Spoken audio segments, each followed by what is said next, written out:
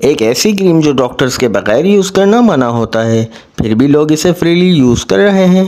हाइड्रोक्विन plus cream क्यों इतनी controversial है, आज सच बताता हूँ जो शायद किसी ने क्लियर नहीं बताया। वीडियो को एंड तक ज़रूर देखिएगा।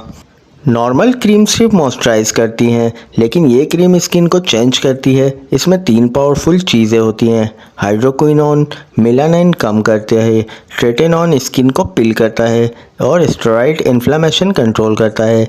मतलब ये सरफेस पे काम नहीं करती, ये अंदर का सिस्टम चेंज करती है। डॉक्टर्स इस क्रीम को हर किसी को नहीं देते, सिर्फ स्पेसिफिक केसेस में यूज़ करवाते हैं। ऐसा क्यों है, आइए जानते हैं। हाइड्रोक्विन प्लस क्रीम अगर ज़्यादा यूज़ हो जाए तो स्किन थिन हो जाती है। स्टेरॉइड की वजह से डिपेंडेंसी, सनलाइट में स्किन और सेंसिटिव हो जाती है। इसलिए डॉक्टर्स नॉर्मली 2-4 वीक्स का कोर्स देते हैं, ना कि मंथ्स का। रियल प्रॉब्लम क्रीम नहीं यूज़ करने वाले लोग हैं। सबसे कॉमन मिस्टेक फुल फेस पर लगाना, वाइटनिंग क्रीम समझना, मंथ्स तक यूज़ करना और सनस्क्रीन स्किप करना। रिज़ल्ट टेम्परेरी ग्लो फिर डैमेज।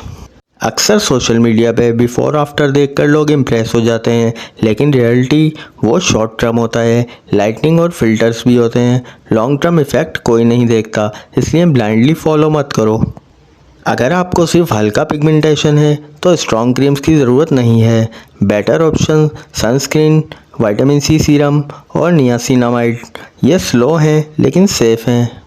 मैं क्लियर और सिंपल बात करता हूँ, ये क्रीम बुरी नहीं है, लेकिन हर किसी के लिए नहीं है। अगर डॉक्टर ने दिया है यूज़ करें, वरना एक्सपेरिमेंट मत करें। स्किन एक ही है, रिस्क क्यों लेना चाहिए। अगर वीडियो पसंद आई हो तो वीडियो को लाइक कर लें और ऐसी मेडिसिन इन्फो चाहते हो तो चैनल को सब्सक्राइब कर लें, क्योंकि यहाँ फेक वाइटनिंग टिप्स नहीं मिलती। मिलते हैं किसी और नेक्स्ट वीडियो में। अपना बहुत ख्याल रखिएगा। अल्लाह हाफिज़।